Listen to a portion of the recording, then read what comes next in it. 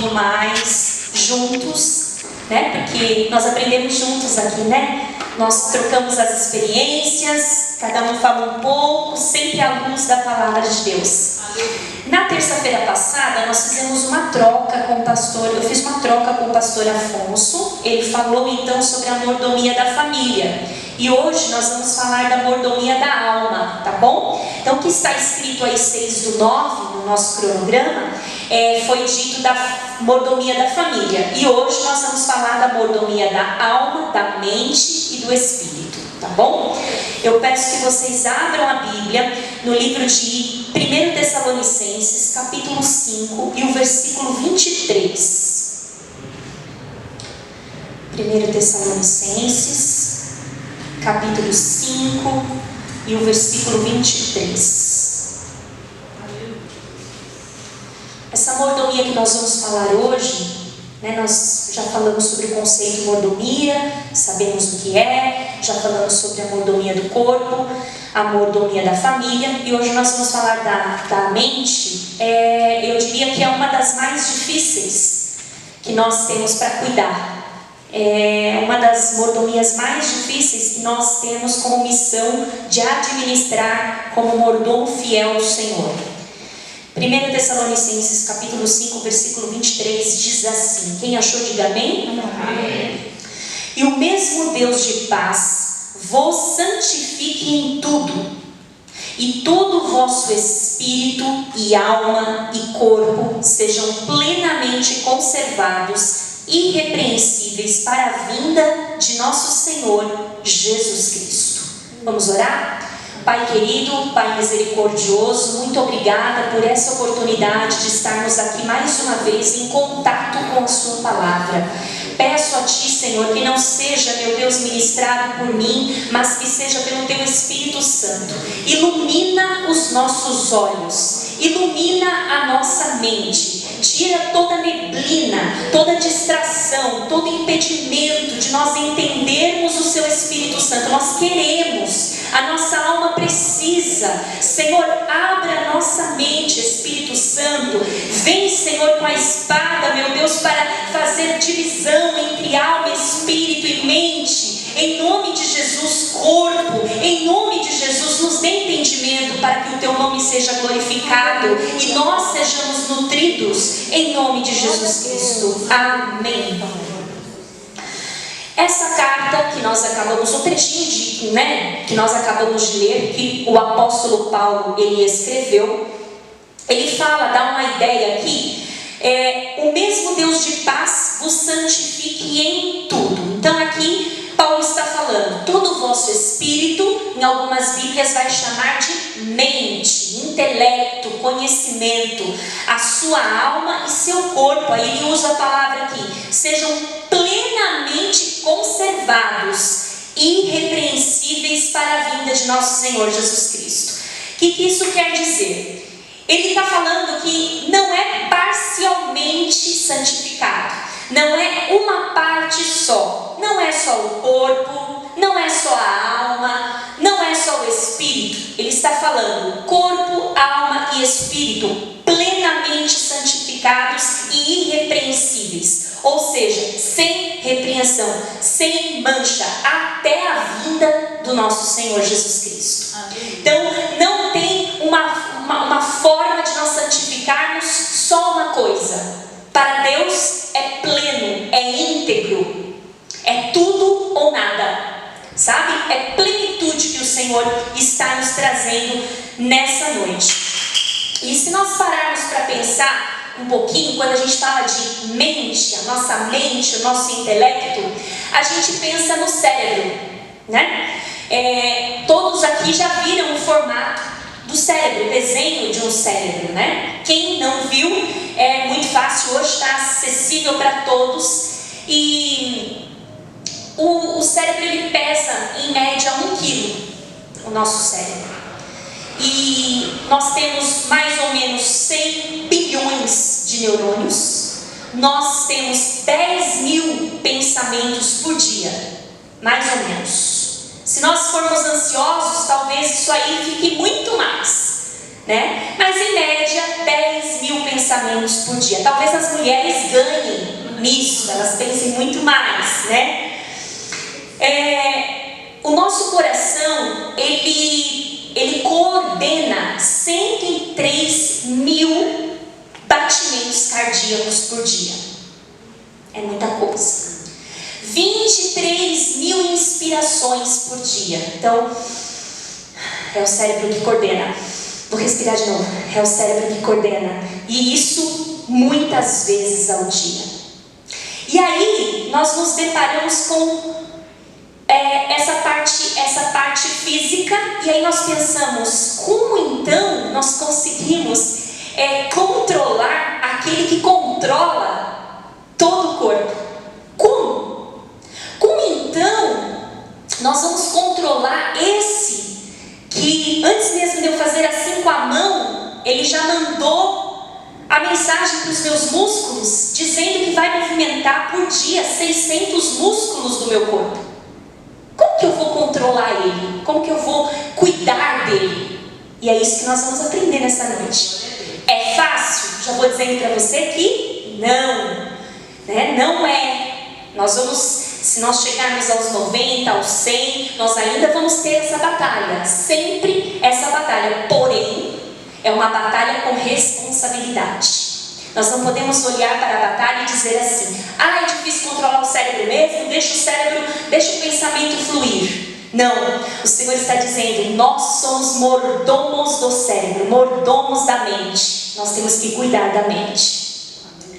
E aí, quando nós olhamos para a Bíblia, e nós sempre gostamos de lembrar os irmãos de Gênesis, né? Nosso querido livro de Gênesis, onde a mente ela foi danificada.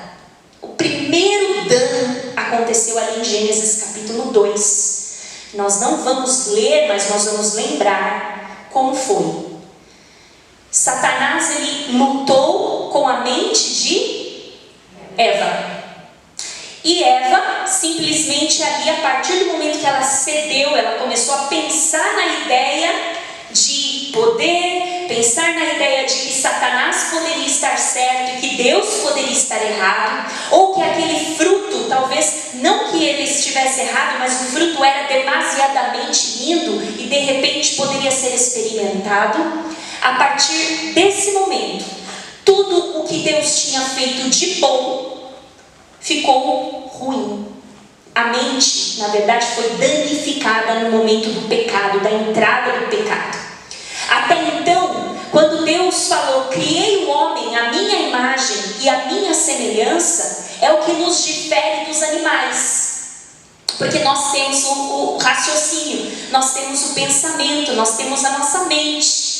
Qual foi a primeira missão que Deus deu para Adão como mordomo? Não era dar nome nas coisas? Deus nos fez o quê? Criativos. Deus nos fez sábios. Deus nos deu inteligência. Deus nos deu um pensamento saudável. Mas a partir do momento que o pecado entrou, esse pensamento saudável foi danificado. Por isso que eu não posso seguir aquele conselho que diz: vou fazer o que me der na telha. Porque o que me dá na telha, normalmente, é influência do pecado.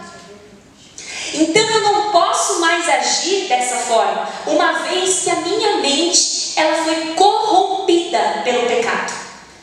Até então, ali no Gênesis, tudo era puro, tudo era saudável. Mas com a entrada do pecado, esse plano ruiu. Por isso que a mente, também conhecida como coração, não é confiável se ela não estiver cativa pelo Senhor. Aí o Senhor nos diz, através de Paulo, não vamos ler, em Romanos 5,12, que o pecado atingiu não só Adão e Eva então. O pecado atingiu todos, não é verdade? Lá em Eclesiastes, nós vamos ler também que não há um homem debaixo do sol que não peque. Não há esse que não peque. Depois nós vamos ver, então somos todos pecadores, estamos todos mortos, mas aí nós vamos ver em 1 João, capítulo 1, versículo 7, que o sangue de Jesus nos purifica de todo pecado. Aí depois nós vamos ver em Hebreus que sem santificação ninguém verá a Deus. E por que nós estamos falando isso? Porque ser mordomo da mente é se santificar. E aí em Gálatas 5, versículo 25, nós vamos nos encontrar com o quê? O fruto do Espírito. E aí a admoestação de Paulo dizendo assim: irmãos, andai no Espírito. Porque quando nós estamos na igreja, com sorte, nós estamos em Espírito. Com sorte. Por que com sorte? Porque se nós não nos disciplinarmos aqui, nós estamos aqui, mas não estamos aqui. Não sei se isso já aconteceu com vocês. Então, você vê, mas não enxerga. Você escuta, mas não ouve. E se por um descuido alguém disser assim: quem vai para o inferno diz amém, você é o primeiro. Porque você está desconectado. Você está aqui, mas sua mente não está aqui. Ela está em algum outro lugar. Então, por um minuto você não andou no Espírito. Olha como é difícil. Aí Paulo diz: andai no Espírito. Não temos um minuto de paz em relação a Satanás. Eu me canso, você se cansa, mas Satanás não. É todo momento, articulando, verificando onde você é fraco, onde você é falho, o que te magoa, o que te fere, o que mexe com sua emoção. Ele está a todo momento lendo você, conhecendo você, vendo as suas expressões faciais. Se aquilo te abate, ele vai investir mais nisso. Se o que te enfraquece ali é ficar sem oração, você não vai ter tempo para orar. Se o que te enfraquece é a leitura da Bíblia, você vai começar a ler e logo vai te bater sono. E logo você não estava com sono. E se colocarem um filme agora, você vai assistir, mas a leitura te dá sono. É incrível. Por que essa luta para ler a Bíblia? Outra coisa também. Eu cheguei num livro muito chato, é muito nome, vou parar. E aí você fica 10 anos em números. Porque é chato. Depois você chega em crônicas, fulano de tal que gerou fulano de tal. Mas o Senhor não está falando que você precisa decorar a genealogia. O Senhor está falando que você precisa entender a mensagem dele para você. Se eu te perguntar hoje, quem foi o pai de Jó, e você não souber, você vai entrar no céu. Desde que você saiba e faça o que é necessário para entrar no céu.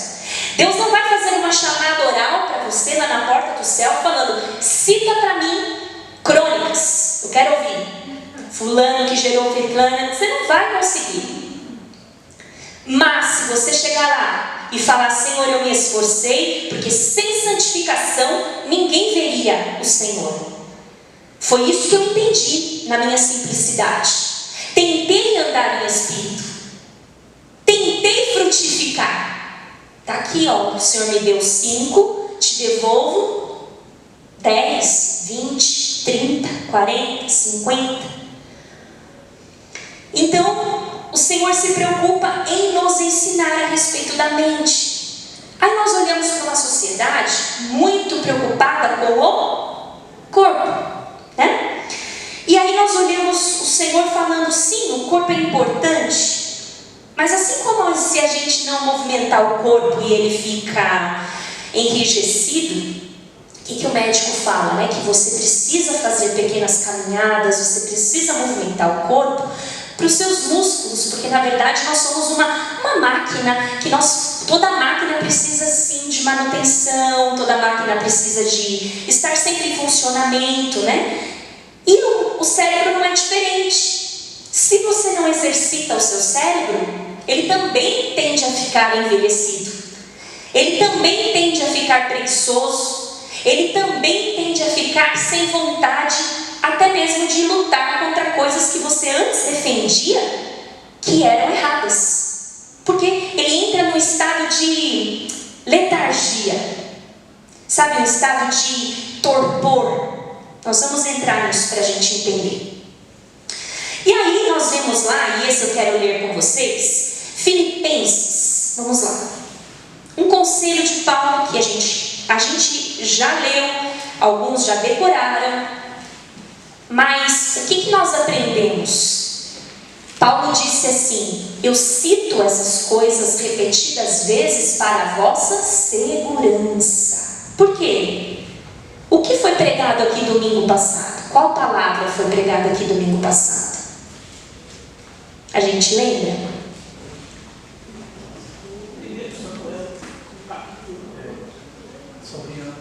Certo. E no outro domingo? O retrasado.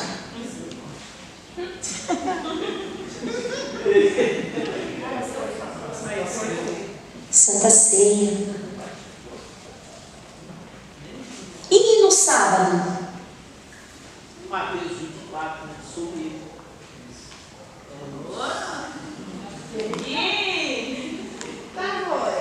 Mas será que a mente dele é melhor que a nossa?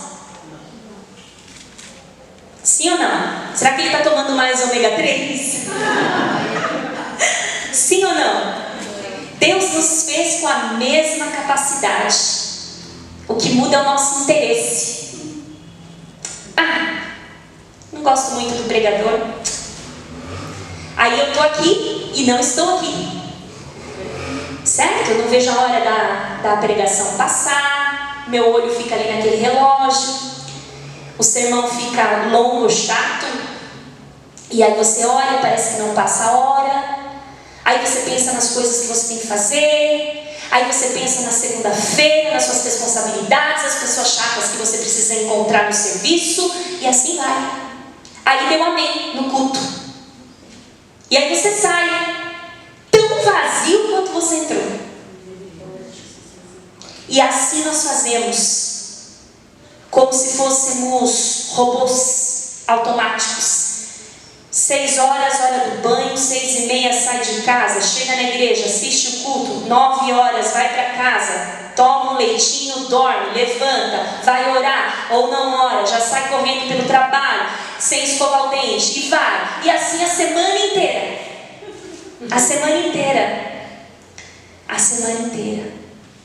Ao ponto de você não saber mais o que você está fazendo aqui. Apesar de ser batizado, apesar de ter nascido de novo, você não sabe mais o que você está fazendo aqui. Ao ponto de você sentar e pensar: o que é que eu estou fazendo aqui? Qual é a minha missão? Versículo 8. Olha o conselho. Filipenses, capítulo 4 e o versículo 8. E eu vou ler bem devagar, para a gente assimilar. Quanto ao mais, irmãos, tudo que é verdadeiro, tudo que é honesto, tudo que é justo, tudo que é puro, tudo que é amável, tudo que é de boa fama, se há alguma virtude e se há algum louvor, nisso pensai. Esse foi o conselho de Paulo. E aí, como que eu vou fazer? Essa instrução, quando eu leio rápido, parece fácil. Fácil, é só eu pegar. Olha como seria fácil. Apertar o botão de pensamentos puros. Pensamentos puros, santificação. Pensamento de igreja, tinha que ter um botão. Pensamento de igreja. Agora eu só posso pensar nas coisas do reino. Pensamento de trabalho, agora eu tenho que pensar nas coisas do trabalho. Pensamento de conversar como casal, agora eu tenho que conversar com... Nós não funcionamos assim. Não tem um botão. Esse controle é nosso. E aí, Paulo, ele dá essa tarefa difícil de cumprir. Por quê? Porque nós somos bombardeados por inúmeras informações todos os dias, que influenciam o pensamento, certo? Você pode não estar pensando, mas quando você olha, você passou a pensar. Então o olho, ele é o canal principal que alimenta a nossa mente. E a nossa mente alimenta o nosso corpo. Certo? Você pode, lembra que a gente estudou aqui a influência dos sentidos? Você pode estar sem fome nenhuma, mas aí você passa em frente do trailer da rotina. O que vai acontecer? O olfato, o cheiro gostoso, o que vai acontecer? Você não tinha fome, não tinha, mas agora tudo que você quer é comer o lanche da rotina. Tudo que você quer é a feijoada da igreja, o yakisoba que está chegando. Só de sentir, só de ler, você já deu fome, não é? Não tem aquelas pessoas que falam que tem fome emocional? Eu não como porque eu estou com fome, porque eu estou triste, né? Ou eu estou alegre, né? Aí tem aqueles que falam, não, quando eu estou triste eu fico sem apetite. Não sabemos. Não sabemos como funciona. Nós somos o contrário, né? Especialmente as mulheres. E assim vai. Então nós somos bombardeados pelas informações através dos nossos olhos. E aí o que acontece? Essas informações, elas vão poluindo. Elas vão não só poluindo, mas populando. Vamos dar um exemplo bem prático. O celular. Não tem uma hora que ele começa a travar? Tem. Você precisa ir lá no grupo dos WhatsApps e jogar tudo fora. Não é assim? Conversas, vídeos, a parte de armazenamento, você precisa jogar fora. Por quê? Vai armazenando. E a nossa mente é igual. Ela vai armazenando. Tudo que você vê é muita informação na velocidade que nós não tínhamos antes. Não era assim. Hoje nós andamos com a informação assim, ó, a todo momento. Antes não. Antes nós tínhamos um momento de sossego. Desligou a TV, para a informação. Hoje não. Nós dormimos com a informação. Tem gente que toma banho com a informação. E assim vai. Nós trabalhamos num momento, numa época, nossa geração, que ela é a internet, é o e-mail, é o WhatsApp, é o Instagram, é o LinkedIn. Quem tem comércio virtual piorou, porque ele tem que ficar ligado 24 horas nessas coisas. Porque ele pode perder um pedido, né? E aí o que acontece com o nosso cérebro? Ele fica dopado, entorpecido. É como se ele estivesse drogado, letárgico. Assim como fica o seu celular, lento para raciocinar, lento ao ponto de você chegar agora, nesse horário, e eu perguntar para você, 2 mais 2 é quanto? Como você teve um dia muito atarefado, você vai falar, 2 mais 2, 2 mais 2.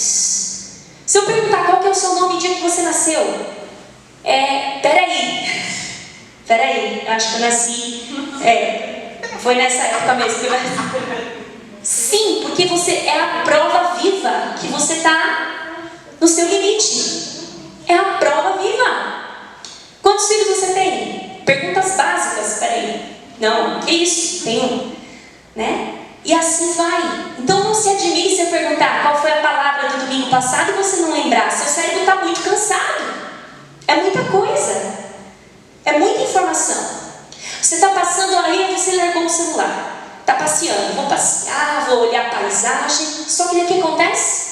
Os outdoors, as promoções. Meu Deus, promoção de carne, promoção do leite. Informação. Você não para. O seu cérebro não para. Então nós estamos ligados 24 horas, trabalhando em muitas coisas ao mesmo tempo, sem desconectar. Sem desconectar. E os danos cognitivos, eles vão sendo causados. A gente começa a ficar mais esquecido, mais lento. Aí a gente começa a não administrar bem o presente que Deus nos dá. E pensamos no futuro, sempre no amanhã. E aí a gente não vive o hoje, por inúmeras razões, por inúmeros motivos, cada um tem o seu.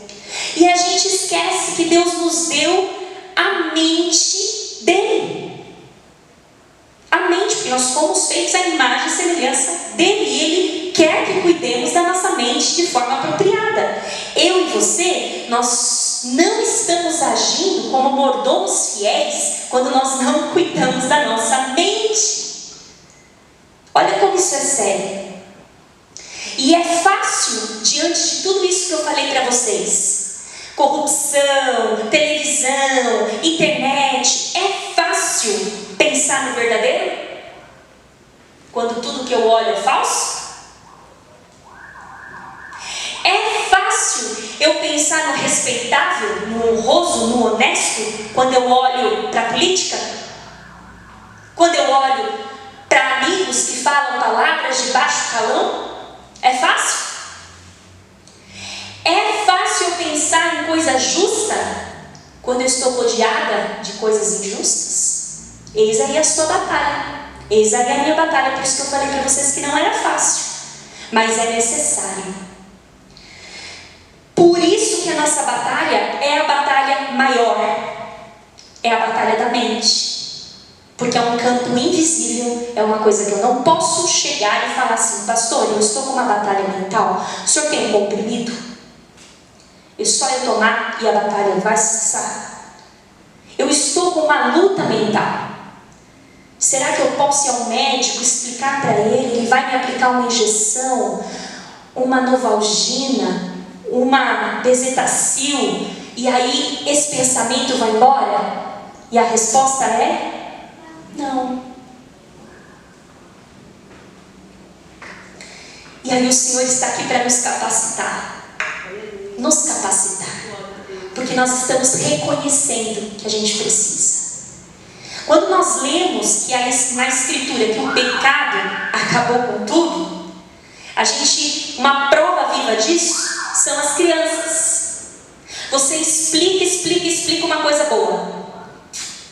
Faça assim. Tudo bem? Tudo bem. Ele volta da escolinha falando um palavrão que ele ouviu apenas uma vez. Uma vez. Ele só ouviu uma vez. E ele volta falando com eloquência, separando as sílabas. E você, onde aprendeu? Está aqui todo o tempo. Meu Deus, estou ensinando tanto. Porque a mente foi corrompida. Significa que o mal vai ser melhor absorvido do que o bem. Entendeu? Então, além de você ter a luta, a sua, que é filtrar, você também tem que filtrar da sua casa, da sua família, dos seus filhos, do seu marido, de todo mundo.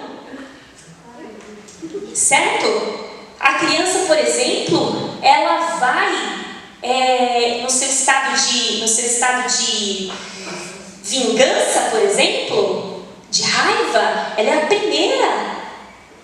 Ela é a primeira a se reconciliar, mas é a primeira a já descer a mão. E ninguém ensinou. E aí volta falando um vocabulário super ruim da escola, que você não ensinou e que ela provavelmente vai usar na igreja. Para envergonhar o pai e a mãe, para o pai e a mãe falar: meu Deus do céu, o que o povo vai pensar? Vai pensar que em casa a gente fala isso. Mas não. Eles são muito rápidos. E é só um exemplo de como a mente foi pervertida. E a mente do homem, então, o homem e a mulher, tem a tendência de absorver o mal de forma rápida. Como exemplo disso, uma pessoa que é viciada em pornografia, quando ela está lutando para deixar a pornografia, é difícil para ela. Porque aquelas imagens, elas vão ficar na mente dessa pessoa pelo menos uns 15, 20, 30 dias. E ela precisa resistir para ela não voltar no vício. Então, se você escuta uma coisa ruim, um exemplo disso, por exemplo, aí que vocês têm provas vivas, são as músicas chicletes que a gente tem por aí, que não são dignas de serem chamadas de músicas. Os barulhos, né, que são letras pornográficas, letras obscenas, que hoje não tem como mais nós protegermos os nossos ouvidos. Esses dias eu estava com o Alexandre numa loja e eu vi lá, protetor auricular. Estava pensando que comprar, porque não adianta mais ligar para a polícia, acionar a segurança não sei do que, a lei do silêncio. Não tem como. Porque, especialmente quando está próximo de festas e as pessoas começam a beber, e aí começam a cantar no microfone, aí começam a escolher as piores letras e músicas, você já não consegue nem se ouvir mais dentro da casa. E aí você não consegue proteger seu pensamento. Quando você menos espera, você está assobiando essa música. Acorda Pedrinho, e assim vai. Você fala, de onde veio isso aí, né? Agora, se é para gravar um hino da harpa, eu fico... Não é verdade? Se é para gravar um hino da harpa ou gravar um hino das senhoras, tem que ensaiar quantas vezes? 1, 2, 3. Agora, escuta uma coisa dessas, pega na mente, impregna e você já sabe a letra, sabe as pausas, o pé. Está no mercado, você pode perceber, você está irritada com a música, mas você olha para o seu pé está no compasso da música. Porque te domina. Você percebe, outro dia eu estava num estabelecimento com o Alexandre, e eu tenho pavor de som alto, eu tenho pavor de, olha, eu gosto de silêncio. E aí nós estávamos lá e começou a música. Eu estava escolhendo não sei o que na prateleira, e ele falou assim, nossa, você não está gostando tanto, mas o seu pé tá... E eu estava mesmo, eu estava assim. Teve uma hora que eu estava assim, da música. De tão repetitiva, né? Eu gosto dela? Não, odeio. Mas ela estava lá, né? E é difícil pegar o pensamento e falar, né? Para com essa música. Aí o que a gente faz? Já aconteceu comigo de ter uma música, né, chiclete, e por exemplo eu pego, né, foi na cruz, não pega, não adianta. Ou aquele que fala assim, aquele repetitivo que fala assim, vem Jesus, vem, que a gente canta 300 vezes, não substitui. Depois você pega e volta naquilo lá. Porque foi feito para isso.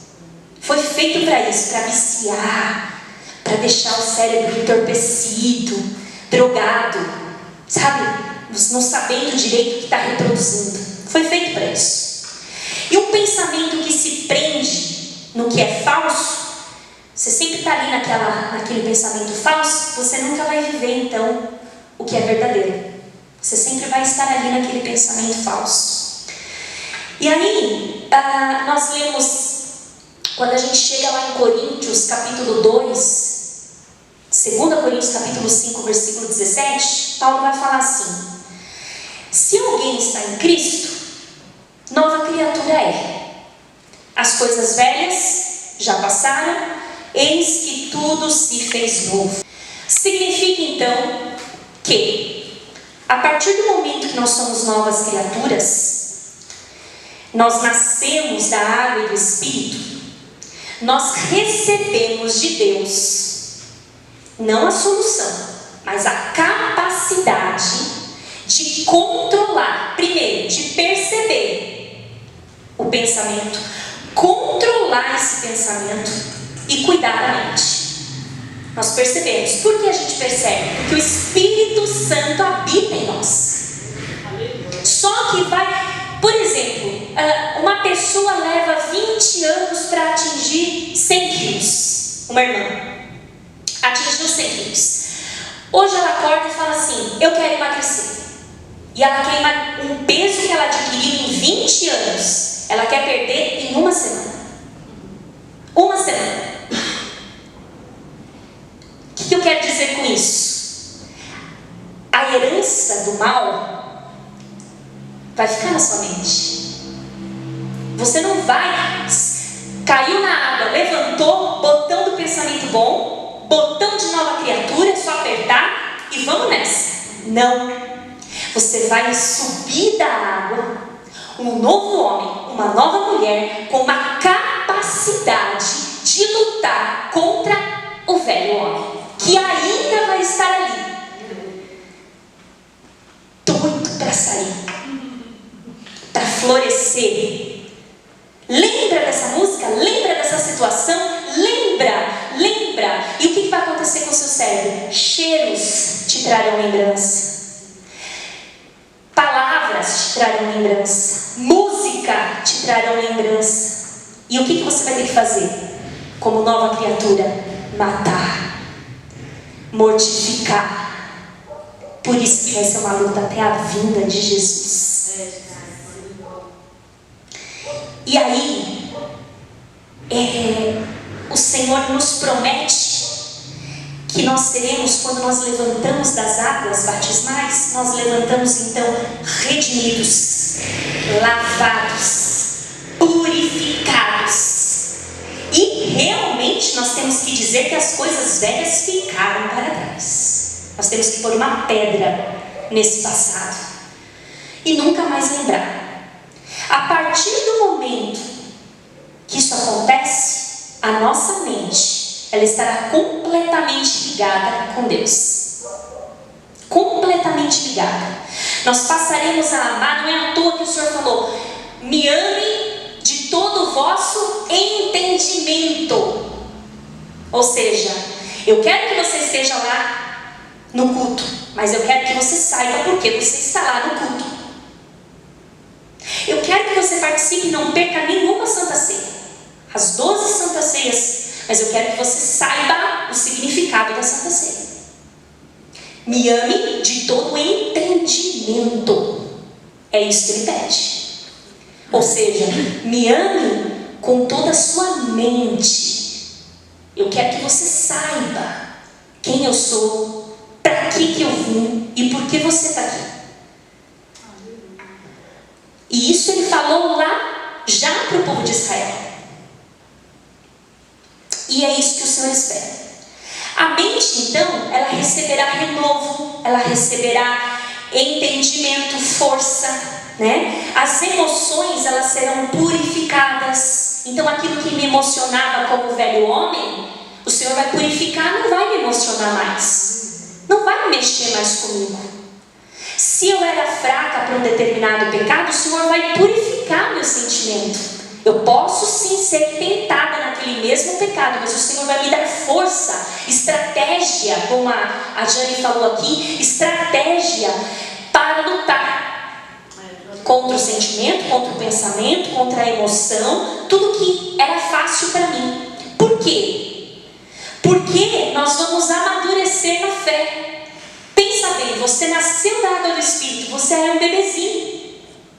E agora você precisa amadurecer. Então você vai aprender. Como que amadurece? É em contato com Deus. E você vai crescendo, crescendo em fé, crescendo de glória em glória, no entendimento. E aí Paulo nos diz que nós não vamos mais ser como meninos no entendimento. Aí nós vamos alcançar a maturidade. E nós vamos começar a pensar como pessoas maduras. Isso Paulo nos diz. Paulo está então ressaltando que a minha mente, depois de santificada, purificada, ela tem uma responsabilidade. E sabe qual é essa responsabilidade? Glorificar a Deus. Aleluia. Aí você vai pensar, é para eu ficar com a mente 24 horas, glória, glória, glória? Não, o Senhor está dizendo que a sua mente vai glorificar a Deus. Como? Através da sua mente, você vai ser uma esposa melhor, uma mãe melhor, porque você vai ter ideias, criatividade. Você vai ser um servo melhor. Como será que eu posso servir melhor? É a sua mente trabalhando, mas não ela sozinha. Deus coordenando a sua mente, te dando estratégia. Como que eu posso angariar mais fundos para missões? O Senhor vai te dando, moldando, mostrando, ao ponto de você falar: nossa, como que eu tive essa ideia? Não foi você, foi o Espírito Santo de Deus. E por quê? Porque Deus é racional, Ele valoriza a mente. Então, quando a gente vê que a gente precisa exercitar nossa mente, é para receber essas revelações de Deus. E aqui não estou falando de revelações que nós conhecemos, mas revelações de Deus quando nós estamos lendo a palavra, quando nós estamos sentados aí ouvindo o ensino, e Deus vai revelando para você, revelando onde você precisa melhorar, dando flashes da sua atitude, enquanto você está sentado aí. Deus está mostrando para você: ó, aquele dia acontecer isso, ó, aqui é a situação, na escola, no trabalho, na igreja. veja. Essa é a revelação. Escute a revelação. É a sua mente conduzida pelo Espírito Santo de Deus. E se nós temos uma mente racional, criativa, nós somos completamente responsáveis de usar essa mente para a glória de Deus no quesito tudo. Estudo, nós podemos ser brilhantes profissionais. Por quê? Se eu conseguir ser uma brilhante profissional, o nome de Deus vai ser glorificado. Se eu conseguir ser uma brilhante profissional, sendo mulher, sendo crente numa empresa, o nome do Senhor vai ser glorificado. Se eu conseguir ser um bom servo na igreja, o nome do Senhor vai ser glorificado. Se eu conseguir criar, se eu for um cientista, o nome do Senhor vai ser glorificado. E aí a gente olha para os exemplos da Bíblia. Pessoas que se entregaram para aprender, para estudar, para assimilar. Vamos olhar rapidamente. Moisés, ele foi educado na educação rígida do Egito. Quando ele estava preparado em toda a ciência, aí o Senhor chamou: você vai ser líder, para que o nome de Deus seja glorificado. Aí a gente olha para Isaías. Isaías era um profeta que profetizava em palácios. De qualquer jeito? Não, ele foi preparado. Tão preparado que tem um livro escrito por ele, que é maravilhoso. Vamos ler um trecho que ele fala, que eu acho maravilhoso, que tem tudo a ver com o que nós estamos vendo hoje. Isaías 26. Olha o que ele escreveu. Isaías 26, versículo 3 e 4. Isaías, capítulo 26, o versículo 3 e o 4. Olha que coisa linda. Tu conservarás em paz aquele cuja mente está firme em ti, porque ele confia em ti. Confiai no Senhor perpetuamente, porque o Senhor Deus é uma rocha eterna. Isaías está dizendo assim que Deus, ele vai conservar em paz, em perfeita paz, aquele cuja mente, cujo intelecto não está voltado para o mundo, mas está fixo em Deus. Olha que coisa maravilhosa. E a gente lembra de Daniel. Daniel é um exemplo maravilhoso também. Ele foi educado por pelos mestres mais respeitáveis da Babilônia e foi o quê? Um sábio, considerado o mais sábio do tempo. Aí a gente olha para Paulo. Paulo foi escritor dessas inúmeras cartas. Paulo foi pregador e ele aprendeu. Não foi assim, ele acordou pregador. Ele aprendeu anos e anos e anos e anos aos pés de Gamaliel. E Paulo tinha um pensamento afiado. Paulo tinha resposta para qualquer tipo de pergunta, qualquer que questionasse a sua fé. E aí nós devemos utilizar nossa mente para isso. Entendeu? Alguns exemplos para fazer caridade, tudo que é puro, tudo que é honesto, tudo que tem louvor, tudo que é amável. Nisso pensar. Se você está tendo uma ideia aí, passa pelo crivo. É amável, é louvável, dá louvor para Deus, agrada ao Senhor, é puro, é honesto, é justo, vou fazer. O Senhor, ele nos dá essa direção através da própria palavra.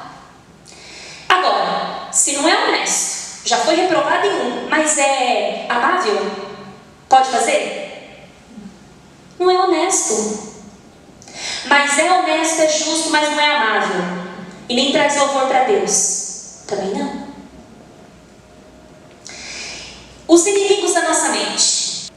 O cansaço, como eu já falei, né? Ele carrega a nossa mente, nos impede de pensar, raciocinar, excesso de informação, as guerras mentais, os vícios que nós adquirimos, né, ao longo dos anos. Vícios, não tem vício bom, mas tem vícios que são mais graves que outros. né? Tem obsessões, né, que às vezes nós adquirimos, e as famosas tentações, que nós temos que lidar com elas todo momento. Em Romanos 8,5 vai falar que, vamos ler lá, né? Não vamos citar assim. Romanos 8, que agora começa a ficar mais estreito, a gente precisa provar que está escrito, né? Romanos 8.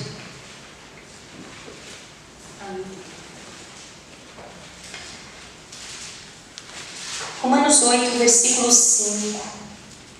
Diz assim, ó. Porque os que são segundo a carne se inclinam para as coisas da carne, mas os que são segundo o Espírito para as coisas do Espírito. Porque a inclinação da carne é morte, mas a inclinação do Espírito é vida e paz. Então agora, o que é a inclinação da carne? Ódio, discórdia. Esses são o inimigo da mente. O inimigo da mente sadia é ódio, discórdia, ciúmes, raiva, ambição, egoísmo. Por quê? Você desperdiça o seu intelecto invejando o outro. Sabe, tempo que você poderia estar construindo coisas, tempo que você poderia estar fazendo coisas maravilhosas, você fica pensando, gastando tempo.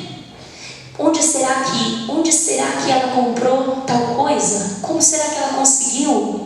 Como será que ele chegou em tal lugar? Como será que ele conquistou? E aí o seu tempo está passando. Por que desistiu? Por que abandonou? Por que desprezou? Pega a sua mente agora, no nome de Jesus, e leva cativa para Jesus. Amém? Porque esses são os inimigos que nos impedem de crescer. É fácil? Não, porque eu não consigo enfiar a mão aqui na minha mente agora e pegar o meu cérebro e fazer isso com ele. Não existe uma cirurgia. Eu posso chegar lá desesperada e falar: quero uma cirurgia para parar de pensar coisas ruins. Não tem. Só o Espírito Santo pode fazer. Aleluia. Só. E a nossa mente, ela vai alimentar nosso espírito. Portanto, se a minha mente for rica de nutrientes, de vitaminas, meu espírito também. Não dizem que eu sou o que eu como? A minha mente é o que eu vejo. Então, se eu estou lutando muito contra um pensamento muito obsessivo, uma cena pornográfica, será que lá atrás eu não tive um deslize? Será que eu não preciso de novo fazer um concerto com os meus olhos? Porque é através dos meus olhos que eu vou segurar minha mente? Será? Confiar e fixar a mente em Deus é a batalha do seu dia, da sua hora. Uma mente orientada por Deus, ela vai receber de Deus a direção certa para tomar a decisão certa, porque o nosso maior parâmetro vai ser a palavra de Deus. Quando nós lemos que nós temos a mente de Cristo, já ouvi muitas pessoas falarem assim: Senhor, me dê a mente de Cristo. O que é isso? O que é a mente de Cristo? Vamos lá em Romanos 11. Vamos ver se Paulo fala como é a mente de Cristo. Romanos 11, versículo 33. Paulo faz uma colocação poética aqui. Olha só como ele começa. Tanto é que o título diz hino de adoração. Então ele começa assim. Vou ler do jeito que está, tá? Ó profundidade das riquezas, tanto da sabedoria como da ciência de Deus. Quão insondáveis. O que é insondável? Não dá para sondar. Quão insondáveis são os seus juízos e quão inescrutáveis os seus caminhos. Por quê? Não é uma pergunta, tá? É uma explicação. Por quê? Aí vem a pergunta: quem compreendeu a mente do Senhor? Ou quem foi seu conselheiro? E aí? Quem foi o conselheiro de Deus? Quem compreende a mente de Deus? Aí eu me pego orando: Senhor, me dê a mente de Cristo. Mas veja só, é bíblico. Aí o Senhor me responde: quer conhecer a minha mente? que é possível conhecer, eu revelei aqui. Está aqui, está revelado aqui. Essa é a mente de Cristo. É como Cristo pensa. Eu quero saber como Cristo pensa. Então eu vou ler. Eu preciso ler. E aí eu vou em Romanos 12, versículo 1. Diz assim: rogo-vos, pois, irmãos, pela compaixão de Deus, que apresenteis o vosso corpo em sacrifício vivo, santo e agradável a Deus, que é o vosso culto racional. E não vos conformeis com este mundo, mas transformai-vos pela renovação da vossa mente, para que experimenteis qual seja a boa, agradável e perfeita vontade de Deus. Como que eu sei qual é a boa, a perfeita e agradável vontade de Deus? Como que eu sei? Renovando a mente. E como que eu renovo a mente? Tendo a mente de Cristo. E como eu tenho a mente de Cristo? Lendo a mente de Cristo, prestando atenção nas escolas bíblicas dominicais, nos ensinos da palavra. Amém? Amém.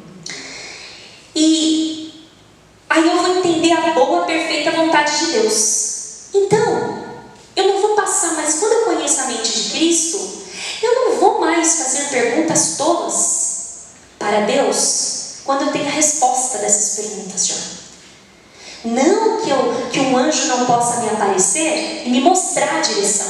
Deus faz isso quando Ele quer, aonde Ele quer. Mas muitas vezes o óbvio, Deus não vai falar. Certo? Quando é muito óbvio, você já está vendo que é errado, você já sabe que não é para fazer, é óbvio. Então não espere o anjo, porque a vinda de Cristo virá antes e você fica esperando o anjo aparecer. Amém? Então, a nossa mente, ela nos ensina desde que ela esteja subjugada por Cristo. O salmista diz: tu és o meu esconderijo, tu me preservas da tribulação, o Senhor me instrui, me ensina o caminho que eu devo seguir. Não seja como o cavalo ou a mula que não tem entendimento, que precisam de freios e cabrestos para serem dominados. O salmista diz aqui que o cavalo e a mula, eles não têm entendimento. Então, você quer ir para a direita? Ele vai para a esquerda. Você quer ir para a esquerda? Ele vai para a direita. Você manda parar? Ele quer continuar. O que Deus está falando? Vocês não são mulas. Vocês não são cavalos. Vocês foram feitos à minha imagem e à minha semelhança. Então vocês precisam entender, deixar a mente aberta para quando eu falar. E que eu não precise pôr um cabresto em vocês. Não precisa, vocês foram feitos com intelecto. Olha que coisa linda, a mente que o Senhor nos deu. E Deus, Ele não vai fazer com que a gente não só faça coisas, mas a nossa mente ela vai servir de testemunho para as outras pessoas. Ter uma mente limpa. E Deus tem os meios de trabalhar, tem os meios de fazer com que a nossa mente seja transformada. Quando Paulo fala assim, renovai, transformai-vos pela renovação da vossa mente, o que vai acontecer? Você vai pegar aquele pensamento ruim e você vai tirar daquele lugar. E o que vai ficar naquele lugar? Tirou, tirei daqui. O que você está vendo aqui? Nada. Vai ficar vazio. Certo? Para eu renovar a minha mente, eu tenho então que tirar o que é ruim e renovar. O que é renovar? Eu vou renovar a pintura dessa igreja. Significa que eu vou descascar tudo e deixar descascar? Não, eu tenho que substituir a pintura da igreja. Então não é mais bege, vai ser lilás. É a mesma coisa que eu tenho que fazer no meu pensamento. Eu vou tirar, arrancar com a ajuda de Deus e substituir por um pensamento bom, puro, santo, agradável. Vai ser na hora? Não, amanhã você de novo vai ter que pegar esse pensamento. Ô, pensamento, você está aí de novo? de novo. E depois de amanhã também vai ter pensamentos que vão durar anos. Mas o que o Senhor quer ver em você? A indignação. Eu não me conformo com isso. Não me conformo. Renova a minha mente, Senhor. Essa é a minha oração. Transforma a minha mente. Já estamos terminando. E aí a nossa mente precisa controlar nossas emoções. E não as nossas emoções, a nossa mente. Certo? Então, às vezes até brinco, falo, estou com fome ou estou com vontade de comer? Porque a minha mente me engana. Ela vai falar, vai, come, se ela não está subjugada a Deus. E o meu corpo rapidamente vai obedecer, porque a minha mente controla as emoções. Por isso que tudo tem que estar debaixo do Senhor. Amém? E como que eu posso então saber se a minha emoção ela é justa ou injusta? Vamos dar 2 exemplos. Quando eu sinto ira, quando eu sinto raiva, quando eu concordo e dou vazão, porque alguns pensamentos de psicólogos dizem assim, dê vazão às suas emoções, deixa fluir. Mas para o cristão isso não funciona.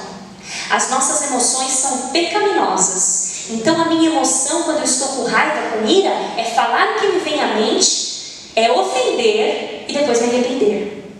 Porque eu vou pensar depois, sendo que eu tenho que pensar antes para depois falar. Seguir as emoções também não dá para mim, por quê? Tem um casal na igreja, tem tantos anos de casado, e o marido diz que se apaixonou por outra irmã. Segue as suas emoções? Não, irmão, substitui o pensamento. Vai ter que levar cativo a Deus, vai ser uma luta sim. Mas não segue a sua emoção, não. A sua emoção ela tem que estar coordenada debaixo de Deus. E ao pensarmos no que é verdadeiro, sabe o que vai acontecer com o nosso coração? Tem que acontecer. Deve acontecer.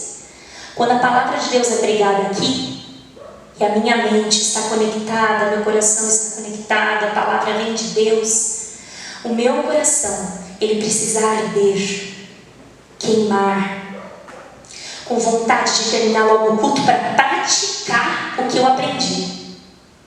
Não só para ir embora, mas já para pôr em prática. Sabe, eu quero chegar, vou começar a cuidar disso. Termina logo o culto aí que vai começar a vida real agora. A partir do momento que eu colocar o pé lá para fora, eu vou começar a lutar com isso. Assim como os discípulos no caminho de Emaús, quando o Senhor se afastou, eles conversaram. O seu coração não queimou enquanto ele falava? E é isso que o Senhor quer que aconteça. Diante de um estudo da palavra, diante de uma palavra sendo pregada, o coração tem que queimar. Sabe, queimar de vontade de fazer logo. Vamos cumprir, Senhor. Faça, Senhor. Pega as minhas emoções, pega os meus pensamentos. Está tudo debaixo de ti, Senhor. Aleluia. E aí, finalizando, em Colossenses o Senhor diz, pense nas coisas que são do alto e não nas que são da terra. Aí depois Paulo diz, e essa eu termino falando, que ele fala, através a nossa luta não é carnal, mas com as armas de Deus, nós destruímos as fortalezas, certo?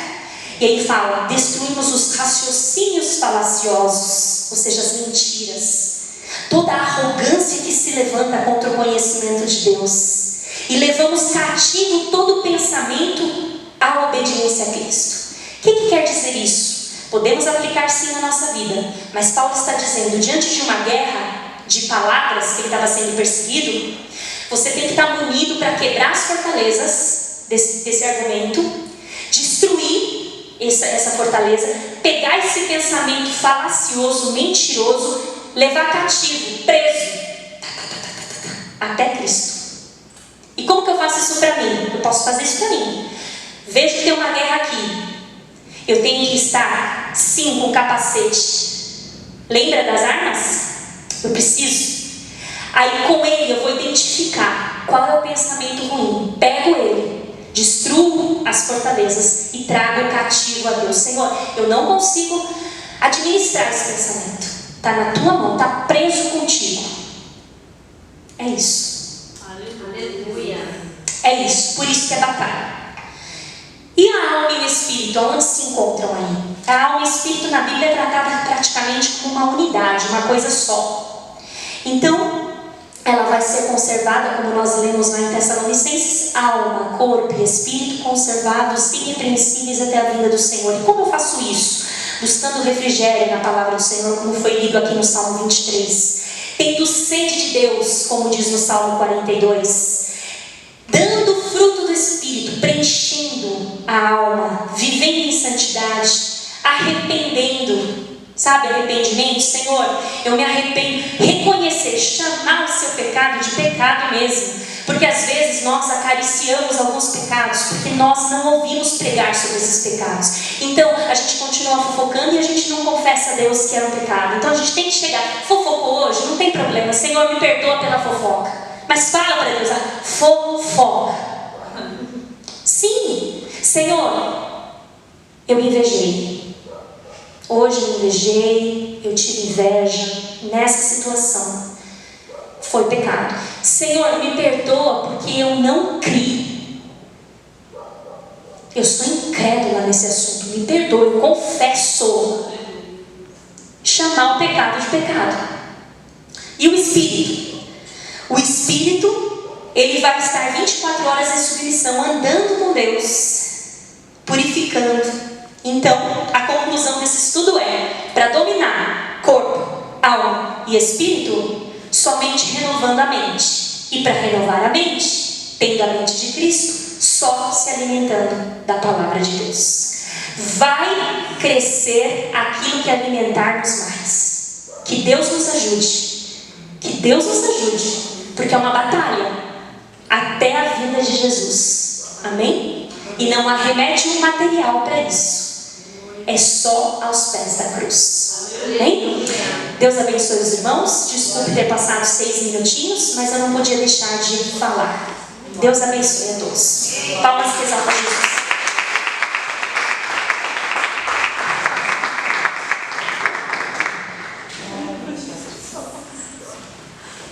Glória a Deus. Que Deus abençoe. Estudo abençoado, né?